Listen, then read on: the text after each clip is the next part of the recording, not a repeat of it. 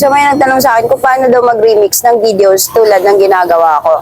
Kasi kung natatandaan nyo, sa remixing ako nag-viral or nagkaroon ng 1 million views. So ito na nga, syempre tuturuan ko kayo kung paano mag-remix be. Ito lang gagawin nyo. Sundan nyo lang tong instruction na to. Tapos upload mo lang diretso. Yun lang, makapag-remix ka na. Kaya alam nyo, pasalamat tayo sa mga content creator na nilagyan nila ng pwede mag-remix sa kanilang videos. Kasi meron kasi ibang content creator na hindi talaga pwede remix sa kanilang videos.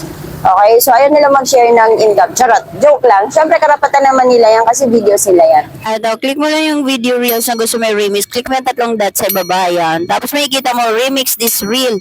Ibig sabihin, pwede remix yung video. Click mo lang yan.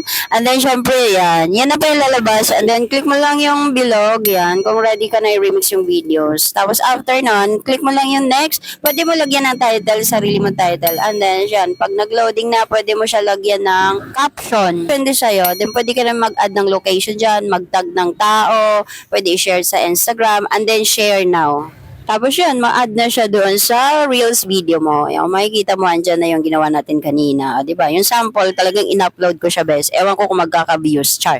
So, ayun na, ganun lang kadali, be. Kaya kung gusto nyo ng video na katulad nito, i-follow nyo ako para updated kayo sa aking gagawin na next video.